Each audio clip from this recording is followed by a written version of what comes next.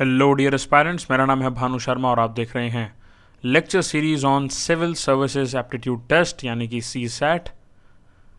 इस lecture series में हम फर्दर लेक्चर्स में और इस लेक्चर में बात करेंगे डिफरेंट कंसेप्ट्स के बारे में जो कि CSAT के एग्ज़ाम में बहुत इंपॉर्टेंस रखते हैं। जैसे आप सभी जानते हैं कि जो प्रीलिम्स का जो एग्ज़ाम होता है उसमें पेपर 1 है जो कि जनरल स्टडीज़ वाला पार्ट है, और सेकेंड जो पेपर है वो है CSAT। दो इट इज़ क्वालिफाइंग 33% जो है क्वालिफाइंग परसेंटेज है, बट स्टिल इट मैटर्स क्योंकि काफ़ी बार जनरल स्टडीज़ को जो स्टूडेंट्स क्रैक कर देते हैं still they are not able to crack CSAT। So in this lecture series we'll be talking about the different topics as far as CSAT exam is concerned. But before starting this lecture, here's a small announcement for all of you that we congratulate our Unacademy learners who secured top ranks in UPSC Civil Service Exam 2020. You can too secure this rank. आप भी इस rank को प्राप्त कर सकते हैं. What is needed to crack this competitive exam is that you need guidance from those who have expertise in subjects. Practice test series because practice makes you perfect, and master the syllabus. Also along with high quality books and doubt clearing sessions and current affair coverage. At Unacademy Plus, we provide all your needs at highly affordable prices. We have launched new batches starting from 20th of October for the upcoming batches for UPSC CSE Mains 2021, 2022 and 2023 aspirants as well. Use the code ARPITA10 to get 10% discount, ARPITA10. Along with this, the UPSC batches are starting which are in Hindi, bilingual as well as in English language. From 18th October, the Mission All India Rank 1 batch qualifying enhancement and answer writing program for UPSC Mains 2021 has started. Also, the 2023 aspirants batch and 2022 preparation batches are also started, along with the optional carnival where 7 top optionals are starting from 21st of October with top educators as far as UPSC optional subjects are concerned. आज इस lecture में हम यहाँ से start करेंगे HCF, LCM और ratio proportion के basics को देखेंगे. Also I will be giving you questions जिनको आप घर पर भी सॉल्व कर सकते हैं after this lecture is finished, and you can comment down your answers in the comment section. तो देखिए HCF का जो पार्ट है, LCM का जो पार्ट है, ये काफ़ी इंपॉर्टेंस रखता है not just in UPSC CSAT exam, also in the one day exams also. लेकिन वन डे एग्जाम्स की जो अप्रोच है वो डिफरेंट होती है from the CSAT exam, because CSAT में आपको बेसिक्स बहुत ज़्यादा क्लियर होने चाहिए. देखिए HCF और LCM की अगर हम बात करें तो आपको स्टार्टिंग में जो कंसेप्ट आता है, जो सबसे बेसिक कंसेप्ट है वो है कॉमन फैक्टर का concept and also the common multiple concept, because common factor से ही आप हाइएस्ट कॉमन फैक्टर यानी कि HCF वाले पार्ट को समझ पाएंगे, और LCM वाला जो पार्ट है वो कॉमन मल्टीपल से आप समझ पाएंगे.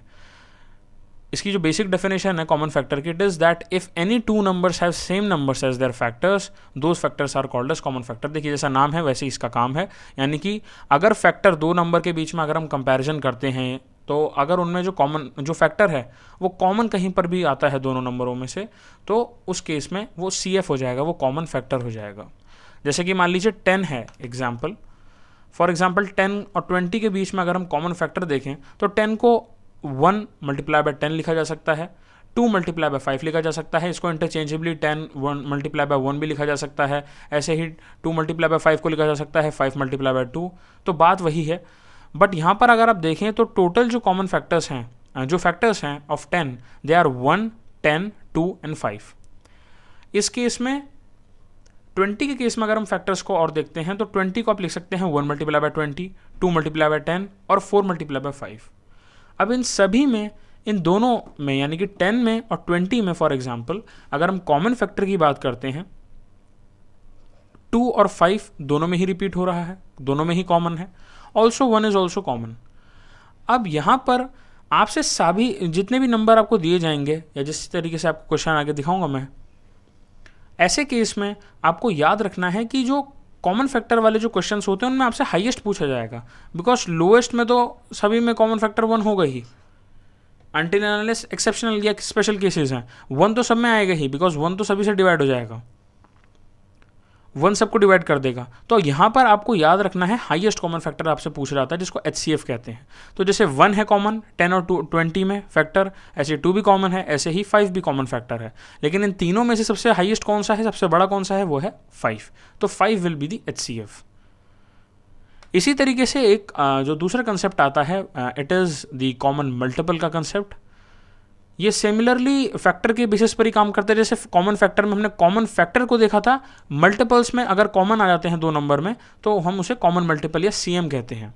If any 2 numbers have same numbers as their multiples, those multiples are called as CM, यानी कि कॉमन मल्टीपल। इसको चीफ मिनिस्टर से कंफ्यूज ना कीजिए। इसके एग्जाम्पल को आप 10 और 20 से ही समझते हैं। देखिए 10 को ऐसे लिखा जा सकता है 10n या 10x। अब इस x की जगह पर आप 1 रख सकते हैं, 2 रख सकते हैं, 3 रख सकते हैं और इन्फिनिटी तक जा सकता है ये। इससे जैसे 10 multiply by 1 10, 10 multiply by 2 20, 10 multiply by 3 30, जैसे यहाँ पे 30, ऐसे ही 10 मल्टीप्लाई बाय 4 40। आगे ये सीरीज चलती ही रहेगी। तो हाईएस्ट इसमें हम नहीं ढूंढेंगे कॉमन मल्टीपल्स में, इसमें हम सबसे छोटा ढूंढेंगे। इसी तरीके से 20 को भी अगर मैं 20x या 20n या 20p या कुछ भी इस तरीके से लिखूं तो 20 के भी आगे मल्टीपल्स ऐसे ही बढ़ते चले जाएंगे। 20 multiply by 1, 20 multiply by 2, 20 multiply by 3 यानी कि 60, 20 मल्टीप्लाई बाय 4 80, और ऐसे करते करते अगर मैं लिखता हूँ 20 मल्टीप्लाई बाय 10 तो 200 हो जाएगा। लेकिन ये चलता ही रहेगा आगे, ये इन्फिनिटी तक जाएगा। सो LCM की जब भी हम बात करते हैं, लीस्ट कॉमन मल्टीपल की बात करते हैं, लोएस्ट कॉमन मल्टीपल की बात करते हैं, तो उसमें हम सबसे छोटा देखते हैं। अगर 10 और 20 के बीच में अगर हम कंपेयर करें तो आप यहाँ पर देखिए 20 जो है वो सबसे कॉमन भी आ रहा है, 20 में भी 20 आ रहा है, 10 में भी 20 आ रहा है, कॉमन 20 है और सबसे लीस्ट है। तो आंसर 20 और 10 के LCM का आंसर आएगा 20। आपको इसमें बेसिकली कॉमन को देखना है। तो अगर मल्टीपल की बात करते हैं, CM की बात करते हैं, तो उसमें लोएस्ट कॉमन मल्टीपल देखा जाता है, जिसे LCM कहते हैं। और अगर HCF की बात होती है, अगर फैक्टर की बात होती है कॉमन फैक्टर की, तो वहाँ पर हाईएस्ट वाला देखा जाता है। अब इसका बहुत ही सिंपल सा एक मेथड है which is the most prevalent one, the most easy one. आपको इसमें बहुत ज़्यादा टेक्निक याद रखने की ज़रूरत वहीं पर है जहाँ पर क्वेश्चंस बहुत ज़्यादा ट्रिकी हैं। उसके बजाय आप बेसिक क्वेश्चंस जो हैं और जो बेसिक मेथडोलॉजी है उसी को फॉलो कीजिए। जैसे मान लीजिए अगर 6, 8, 12 यहाँ 3 नंबर का अगर LCM आपको फाइंड आउट करना है, so you can do it by prime factorisation method. यहाँ पर आपने 2 को लिया, अब जैसे मान लीजिए यहाँ पर 6 है, तो 2 को अगर आप 3 से मल्टीप्लाई करेंगे, जैसे जैसे जो जिससे भी मल्टीप्लाई किया जाएगा उसको आपको ऐसे नीचे लिखना है जो बार है। ये अपने 5th या 6th स्टैंडर्ड में भी देखा होगा, सिमिलर कंसेप्ट है, नथिंग न्यू।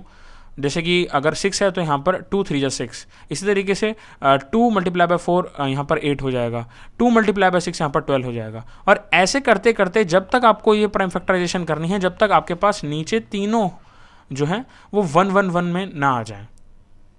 अगर यहाँ पर 4 डिजिट होते तो वहाँ पर 1, 1, 1, 1, यानी कि जितने डिजिट्स आपको दिए जाएंगे, जितनी आपको यहाँ पर न्यूमेरिक्स दिए जाएंगे, उसी हिसाब से आपको नीचे 1 लाना है।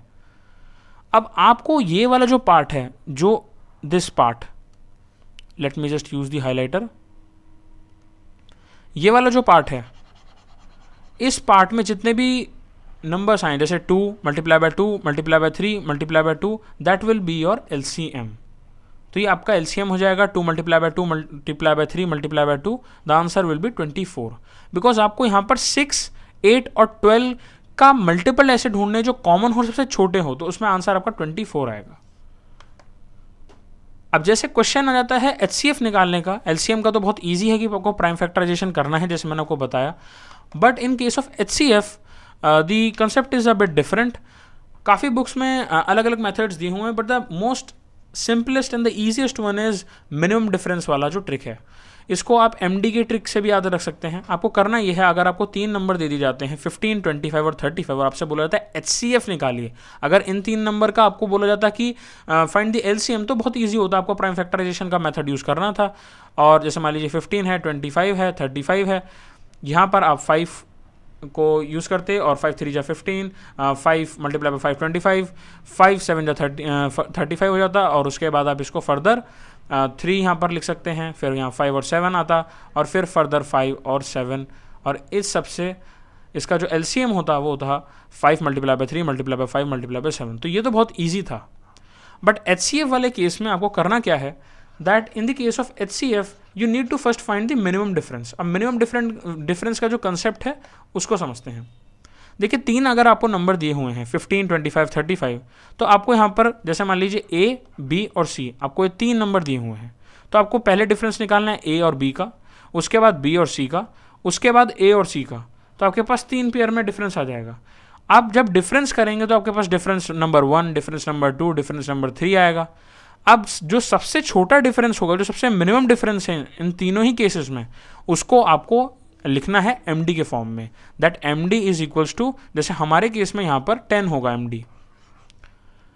अब आपको ये देखना है if MD is the factor of all numbers then HCF is equals to MD। इसको समझने के लिए जैसे मैंने आपको बताया कि 15, 25 और 35 का पहले डिफरेंस ले लीजिए। ये आपका D1 जो है, अगर 15 और 25 के बीच में आपने डिफरेंस लिया तो वो डिफरेंस आएगा 10।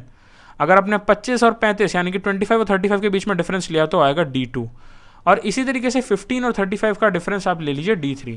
अब D1, D2, D3 में सबसे छोटा डिफरेंस जो है वो 10 है, यानी कि D1 और D2 बराबर ही हैं। तो यहाँ पर आपका जो MD हो जाएगा वो हो जाएगा 10।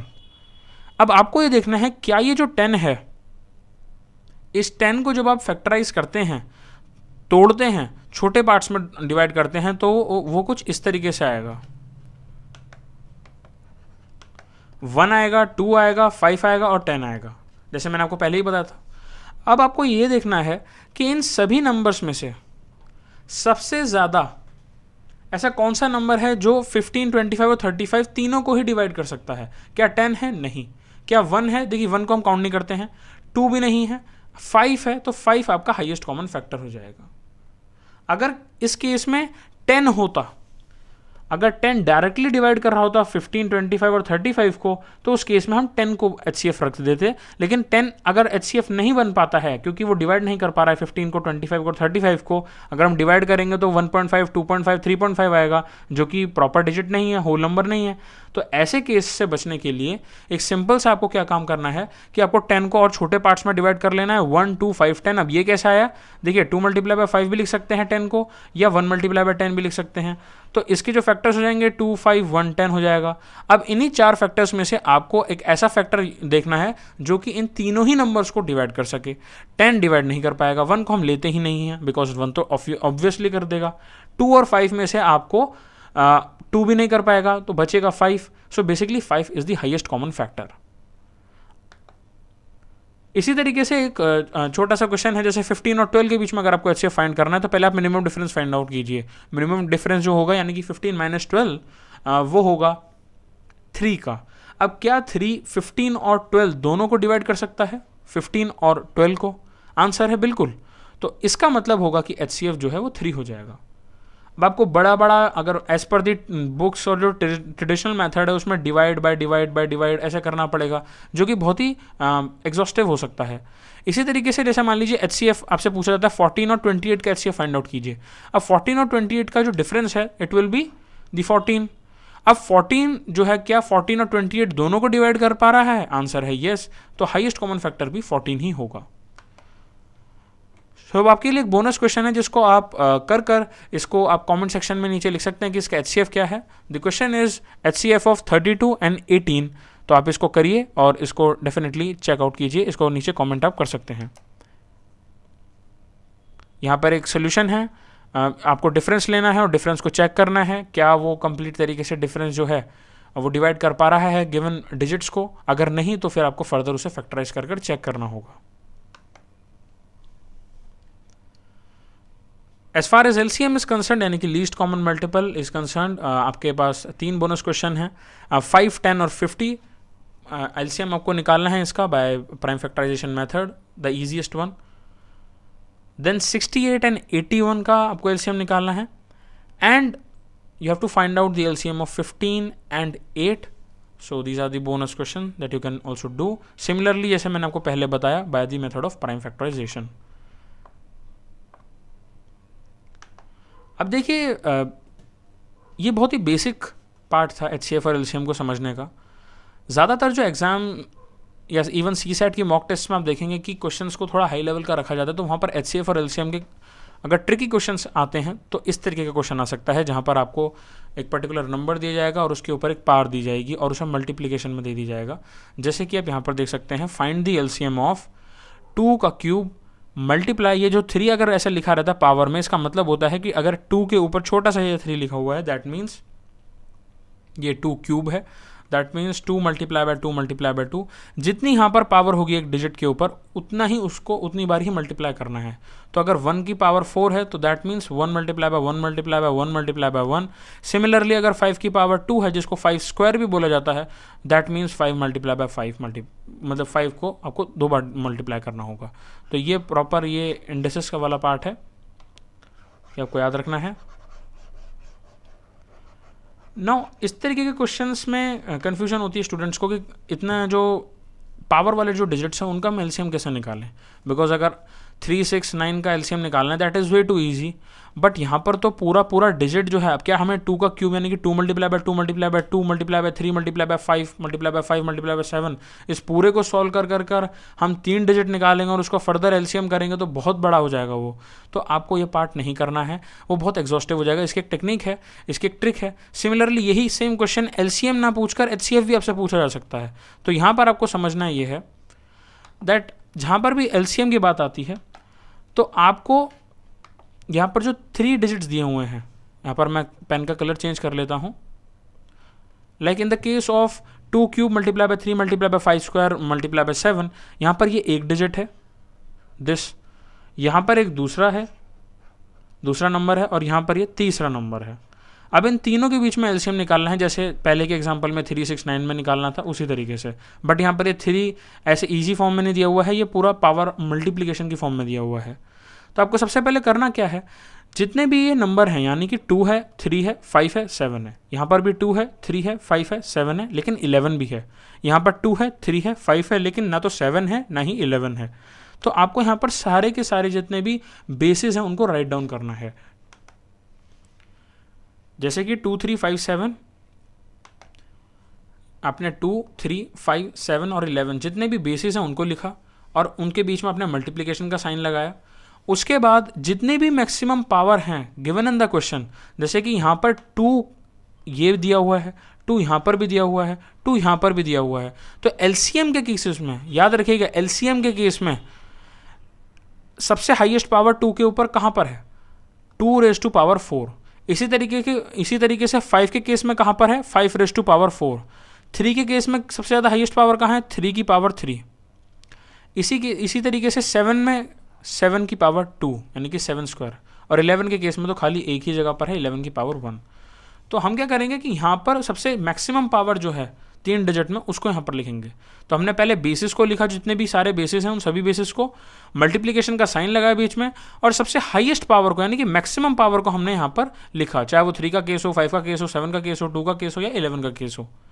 तो आपके पास अब जो पूरा आंसर आएगा वो आएगा 2⁴ मल्टीप्लाई बाय 3 का cube multiply by 5⁴ multiply by 7 square multiply by 11। अब अगर यही क्वेश्चन सेम एचसीएफ का आपसे पूछ रहा था, basically this is your answer, तो ऑप्शन में से your answer will be this part C. लेकिन अगर आपसे यहाँ पर एलसीएम की जगह एचसीएफ दे दिया गया कि एचसीएफ बताइए इन तीनों डिजिट्स का, तो उसमें टेक्निक सेम ही रहेगी, बस थोड़ी चीज़ें बदल जाएंगी। जैसे आपको सबसे पहले कॉमन बेस रखने हैं तीनों ही डिजिट्स में। यहाँ पर अगर हम देखें, पहला डिजिट, दूसरा डिजिट और तीसरा डिजिट जो है, पहले, दूसरे और तीसरे डिजिट में 2, 3, 5 ही कॉमन बेस आ रहे हैं। हमें यहाँ पर सारे बेस नहीं लेने जैसे हमने एलसीएम के केस में लिए थे, हमें केवल एचसीएफ के केस में केवल और केवल कॉमन बेसिस को लेना है। Not all basis but common basis. Common basis में 2, 3 और 5 आ जाएगा। अब हमें देखना है कि सबसे लोएस्ट जो पावर है वो कितनी है। देखिए 2 के केस में 1 है, 3 के केस में भी 1 है और 5 के केस में भी 1 है। तो 2⁴1, 3⁴1 और 5⁴1 will be the HCF of this question. तो एलसीएम का बिल्कुल आपको विपरीत कर देना है। जहां पर हमने सभी बेसिस को ले लिए थे एलसीएम में, एचसीएफ में कॉमन बेसिस को लिया जाएगा। जहां पर एलसीएम में हमने हाईएस्ट पावर को लिया था, मैक्सिमम पावर को लिया था, एचसीएफ में मैक्सिमम पावर को नहीं लिया जाएगा, मिनिमम को लिया जाएगा।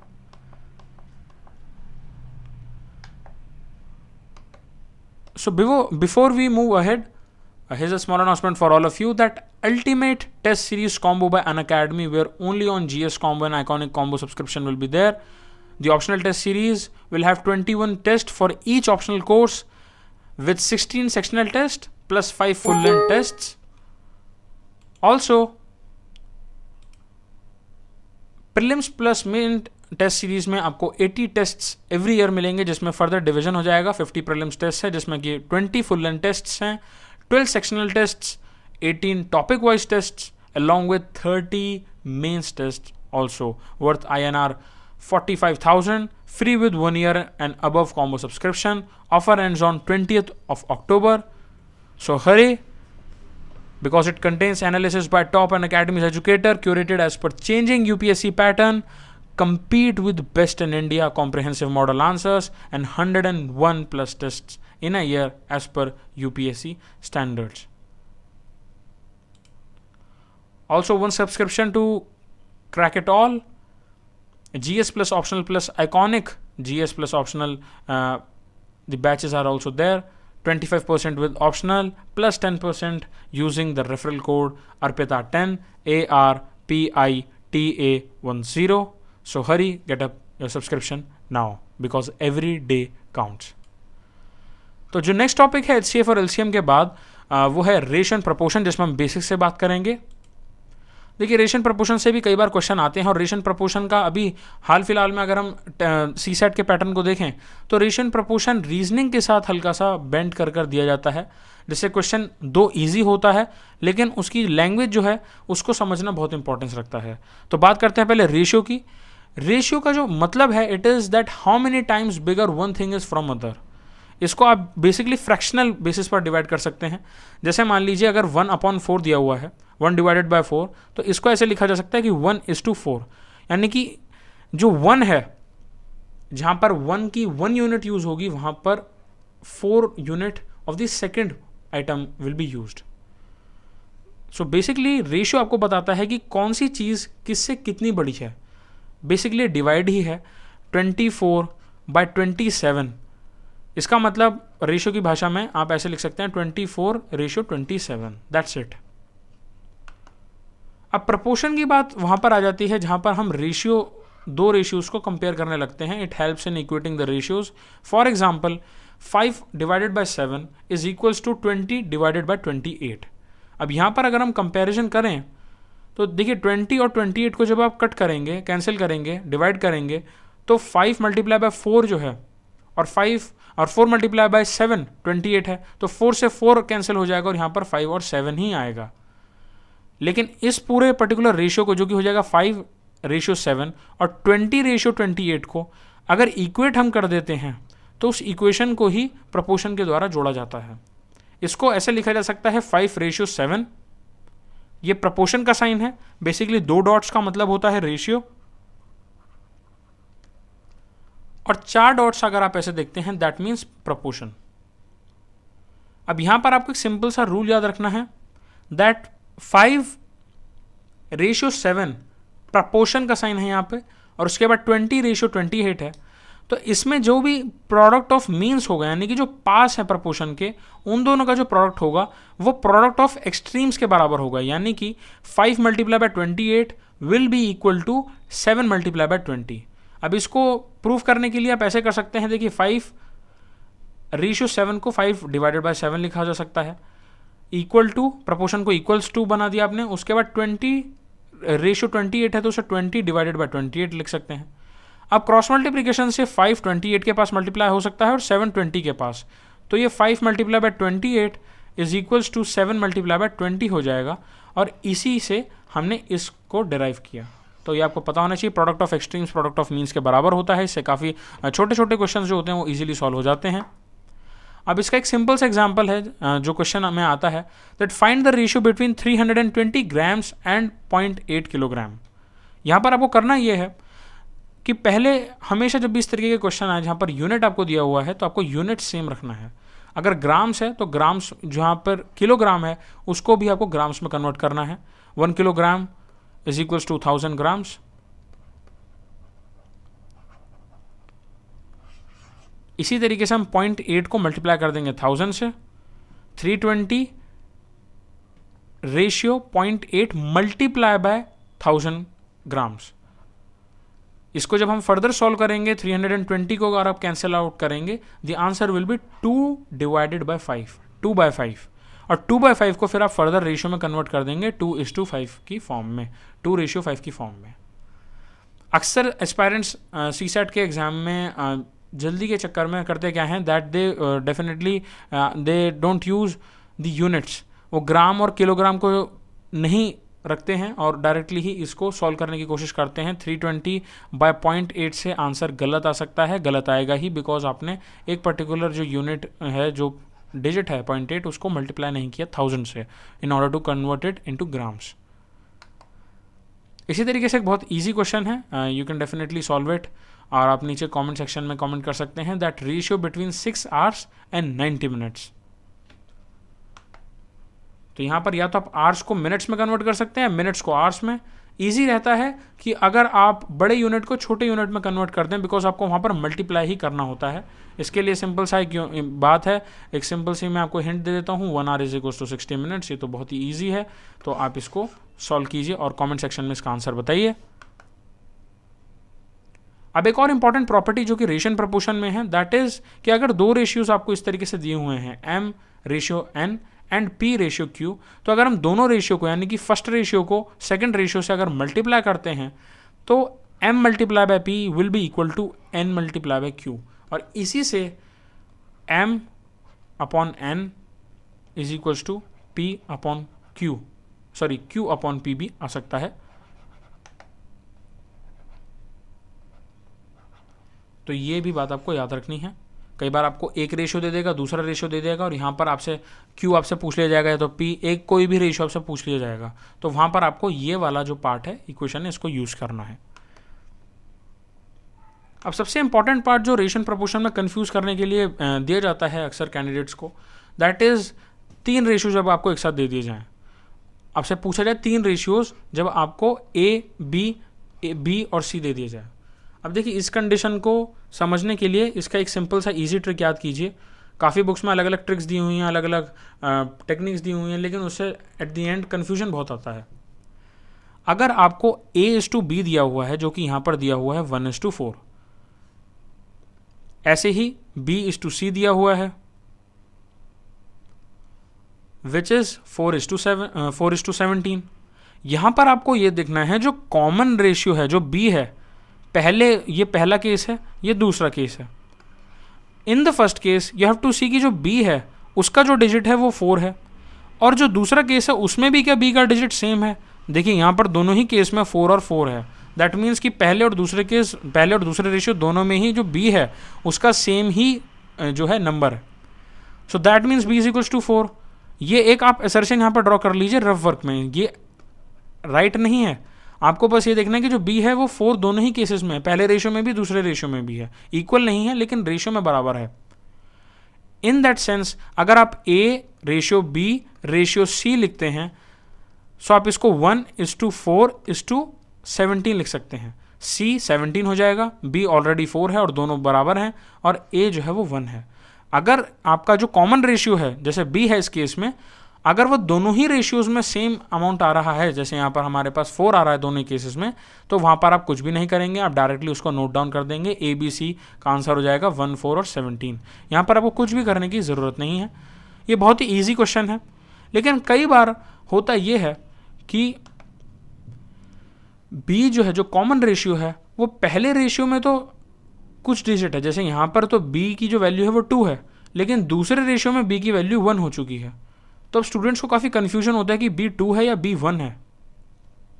यहाँ पर आपको एक इजी ट्रिक याद रखनी है। जैसे आप ABCDPQRS मतलब अल्फ़ाबेट्स को लिखते हैं और आप N को लिखते हैं इस तरीके से, तो आपको N की मिरर इमेज याद रखनी है। N को आपको उल्टा कर देना है, जो N है अल्फ़ाबेट, आपको बेसिकली N का उल्टा वर्जन याद रखना है, which is this.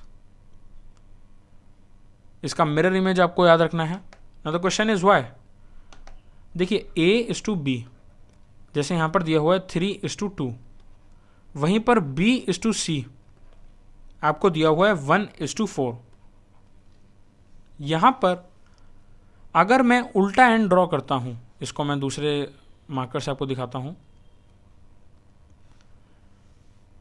This one, यानी कि पहले आपको 3 और 1 को A/B/C ये हमें फाइंड आउट करना है। तो अगर A को मुझे फाइंड आउट करना है तो मैं पहले इस वाले एंगल को, इस वाले पार्ट को पहले सॉल्व करूंगा। 3 मल्टीप्लाई बाय 1, 3 मल्टीप्लाई बाय 1। अब B को लेने के लिए मुझे 1, बिकॉज n जो उल्टा है ये ऐसे जा रहा है, 1 को और 2 को मल्टीप्लाई करना है, दैट मीन्स 1 मल्टीप्लाई बाय 2। और अब बचा हुआ जो पार्ट है वो है 2 और 4, यानी कि 2 मल्टीप्लाई बाय 4, ये आपका C हो जाएगा। तो जब आप इसको सॉल्व करेंगे तो आपके पास आएगा A/B/C, आपके पास आएगा 3, 2 और 8, और ये आपके पास आंसर आ गया। सो राइट आंसर विल बी 3:2:8, 3:2:8। ये आपको याद रखना है। अगर आपके पास कॉमन रेशियो बराबर नहीं आ रहा है रेशियो 1 और रेशियो 2 में, तो आपको उल्टा जो n है, यानी कि अल्फ़ाबेट n जो है उसका उल्टा, यानी कि उसकी मिरर इमेज वाला जो मेथड है उसको यूज़ करना है। इसमें एलसीएम वाला भी मेथड्स आता है, उस बहुत सारे मेथड आते हैं, उसमें कंफ्यूज मत होइए। सिंपल सी ट्रिक है, n को उल्टा कर दीजिए और मल्टीप्लाई कर दीजिए। That is the easiest thing that you can do as far as these kind of questions are concern. ये क्वेश्चन काफ़ी ईजी हैं, लेकिन फिर भी आते हैं और स्टूडेंट्स को नहीं आते जब ये एग्जाम में वो देखते हैं। So before I end this lecture, here's a small announcement for all of you that Unacademy live mentoring platform LMP, where 1:1 personal coaching will be there, strategy sessions will be there, doubt solving sessions, evaluated test series, daily answer writing and study booster sessions will be there with weekly tests, study materials and unlimited access and structured courses.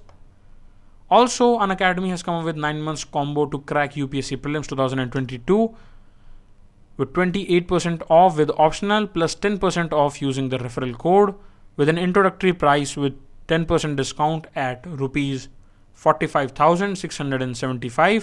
Offer valid till 31st of October.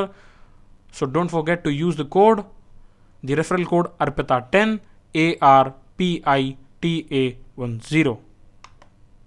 Also, 3 months festive combo is there with introductory price with 10% discount of 28,350 rupees, 10% off with optional and 10% off with the referral code ARPITA10.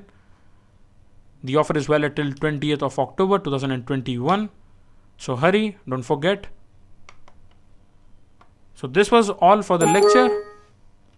Thank you and have a great day.